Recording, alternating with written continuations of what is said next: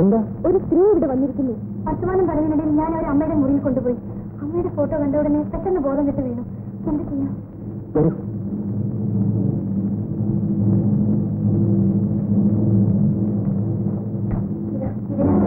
അയ്യോ, ഇവരാണ്. ഇവിടെ തന്നെ നിൽക്കൂ. എങ്കിലും പേര് ഞാനിപ്പോ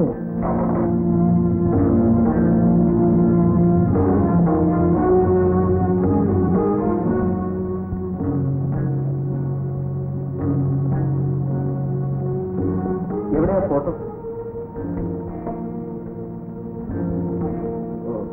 ഇത് കണ്ടപ്പോഴാണ് വീണതല്ലേ? ഇതവിടെ എവിടെയെങ്കിലും കൊണ്ടുവച്ചേ.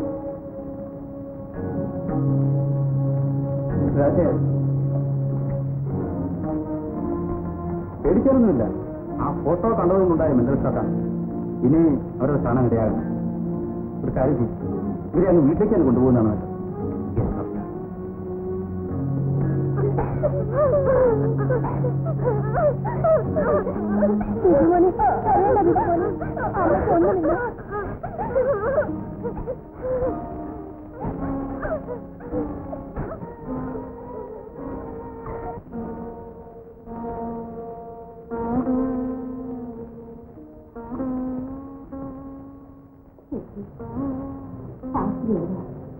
നീ ഇവിടുന്ന് പോയ ഉടൻ അവളുടെ വീട്ടിൽ നിന്ന് കമ്പി വന്നു. ഞാൻ അവളെ അവിടെ കൊണ്ടുപോയിട്ട് ഇപ്പൊ ഇനി വന്നേ ഉള്ളൂ. അവളവിടെ സുഖമായിട്ടിരിക്കുന്നു. നീ വിഷമിക്കുന്നു. എന്താണ് ഡോക്ടർ?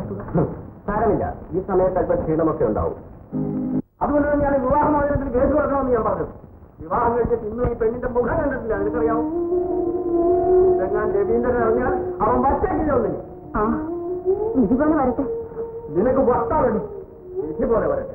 ഇതിന്റെ വിധി ഞാൻ വരത്തി കാണിച്ചു തരാം. നമ്മുടെ മകൻ ഇന്നും രാജകുമാരനാണ്. രാജകുമാരൻ അവൻ ഇതുപോലെ 1 അല്ല 9 പെൺകുട്ടികളെ ഇപ്പോഴും കിട്ടും.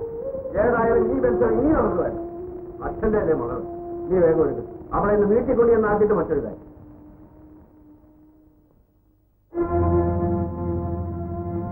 വരണം വരണം,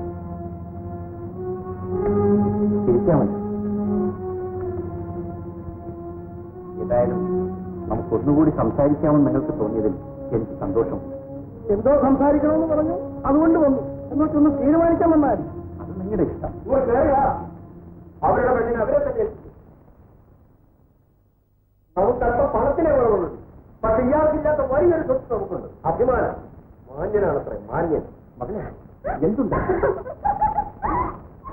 എന്തിന് അവളോട് ചോദിക്കുന്നു? ഇതുപോലൊരു വീട്ടിൽ എന്താ നടക്കാൻ വയ്യാത്തത്? അച്ഛനെപ്പോലെ തന്നെ മകളും.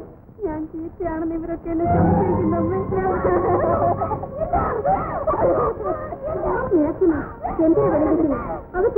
വേണ്ട വേണ്ട, ഇവിടെ നിൽക്കുന്നത് തന്നെ ഞങ്ങൾക്ക് മാനക്കേടാണ്. ഞങ്ങൾ പോകുന്നു. ഗോപാലനായ ഒന്ന് നിൽക്കൂ, എനിക്കൊരു വാക്ക് പറയാം. ഓഹോ, പറഞ്ഞോളൂ. നിങ്ങൾ എന്ത് മുഖം വെച്ച് പറയും? അല്ലെങ്കിൽ തന്നെ നിങ്ങൾക്ക് ഇവിടെ മുഖം, ഇത് മുഖം മൂടിയല്ലേ?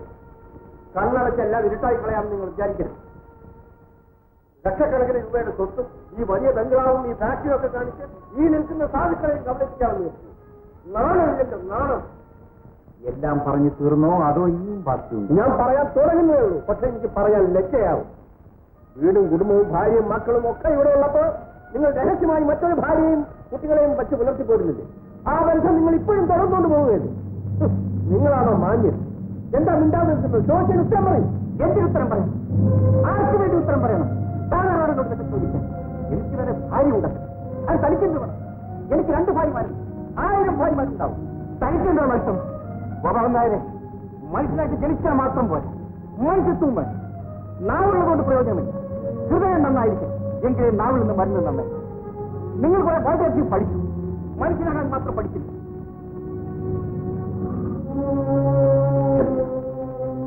ഞാൻ പെട്ടെന്നുള്ള ദേഷ്യം കൊണ്ട് എന്തൊക്കെയോ പറഞ്ഞു പോയി. ഇരുന്നാൽ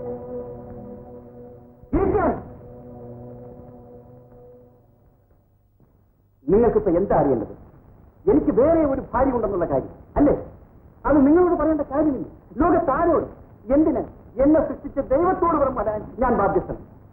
പക്ഷേ അതോ ആ നിൽക്കുന്നത് എന്റെ ഭാര്യ ഓമന കഴിഞ്ഞ 25 വർഷമായി എന്നെ വിശ്വസിച്ച് നിഷ്കളങ്കമായ സ്നേഹം കൊണ്ട് എന്നെ ബന്ധിച്ച ആ ദേവതയുടെ മുമ്പിൽ ഞാനിത് പറയാൻ കടമപ്പെട്ടതാണ്.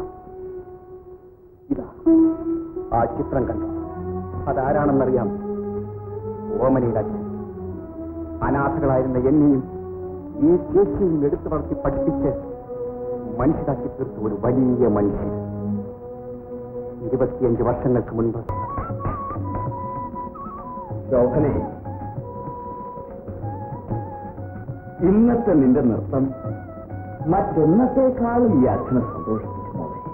എന്റെ നൃത്തത്തിനേക്കാൾ ചേച്ചിയുടെ പാട്ടാണ് അച്ഛനെ കൂടുതൽ സന്തോഷിപ്പിച്ചത്. നിന്റെ ചെളിയുടെ മാധുര്യം എന്റെ വീണിച്ചില്ല അല്ലേ അച്ഛ? നിങ്ങൾ രണ്ടുപേരും ചേരുമ്പോൾ ഉണ്ടാകുന്ന ഈ നൃത്തത്തിന്റെയും സംഗീതത്തിന്റെയും അലകളാണ് ഈ അച്ഛനെ മരണത്തിൽ നിന്നും രക്ഷിക്കുന്നത്. അച്ഛന്റെ സന്തോഷമാണ് അച്ഛാ ഞങ്ങളുടെയും സന്തോഷം. ഞങ്ങൾക്ക് ഡാൻസ് ക്ലാസ്സിൽ പോകാൻ സമയമായില്ലേ?